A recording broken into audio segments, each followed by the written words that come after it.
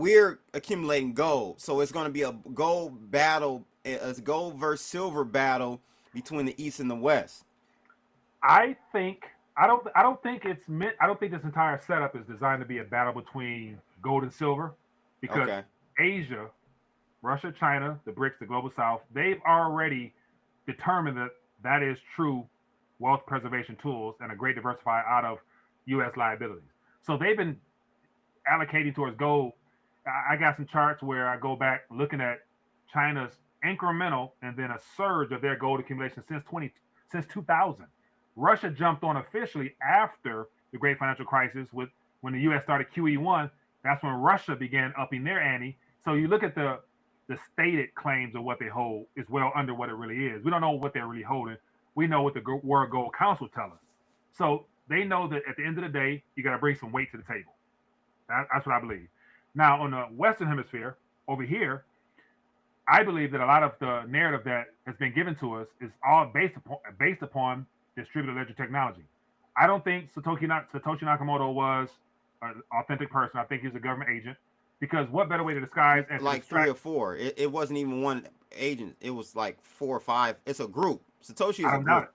I don't doubt it. Hmm. So my thing is, I believe that technology was introduced or reintroduced once they solved the Byzantine fork issue, the double spin, all stuff like that. They issued Bitcoin. Bitcoin numero uno was Genesis. Very inferior technology, other than the hype and hope being put on it. Literally, that was designed to get us to this point to where it was a build out of all the other things. You got the Web3, you got the what else you got? You got NFTs and tokenization. When you got the DTCC creating their own private blockchain, so I it's didn't like know that.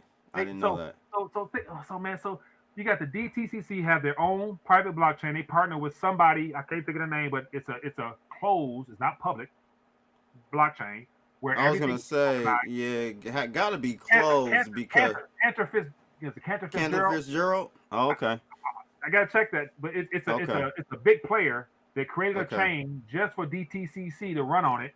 I'm Then you got, surprised that they went that way, Mike, because you think? Are you serious? this is the reason. I mean, it's private, so I guess it doesn't really matter. No one But it's can not for audit our them. eye. It's not for our eye. It's for them. It's So, them for right, right. but they But want I us was to gonna be say public. like they don't. They want ambiguity. Like the DTCC is already a shit show now. Hmm. I think it's like for every stock share issue, there's like four out there. So they're So rehypothecated everything. everything that we think we own, if there's a counterparty, they're in the middle of it. So it's going to run on their ledger. And so my whole point is, we haven't witnessed the introduction of nothing new. It's just been a capturing and a rebranding of the old into a tokenized, digitized world. And so you got JP Morgan coin, you got Larry Fink sitting on the board of World Economic Forum. World Economic Forum. He's leaving. Yeah, he's leaving the bank And or so Black Rock.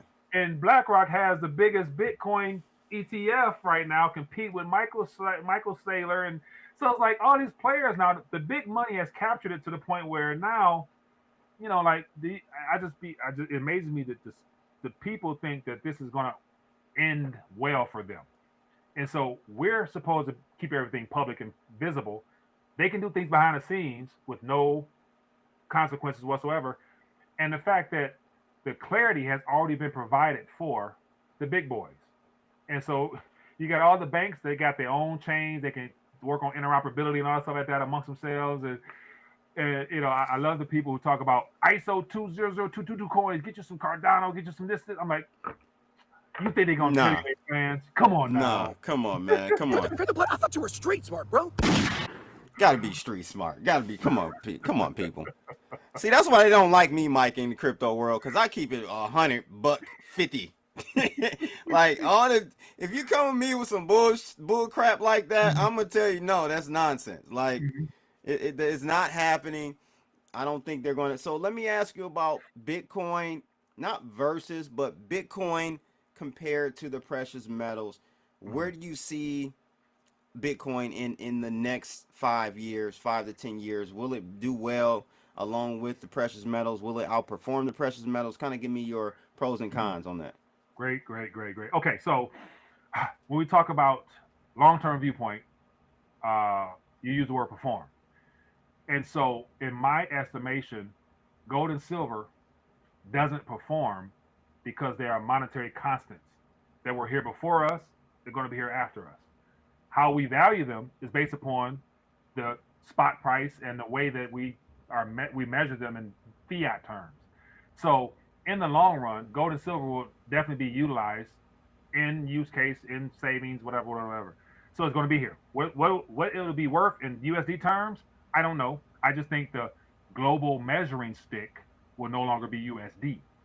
And so if we get to that world post 2030, the world won't be concerned with, how much does an ounce of gold cost in US dollar terms, because whatever the global benchmark will be at that time, whatever basket of currencies, whatever, you know, one world currency, whatever you want to call it, it won't be a good indicator of what gold and silver will be of value to you at that moment, because it will definitely be something that will be circulated amongst a small group.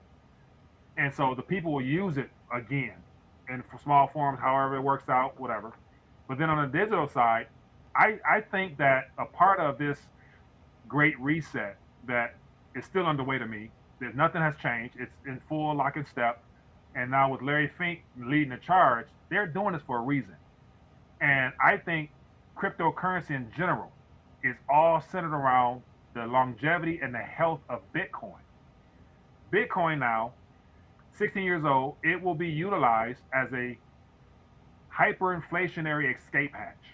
If we go through QE, which is coming, once the new Fed chair is put in, he's gonna cut rates. Oh man, this money printer on for bro. It's I about to go can't believe. One thing you got to give Trump credit for. One thing you got to he holds no punches. He lets you know.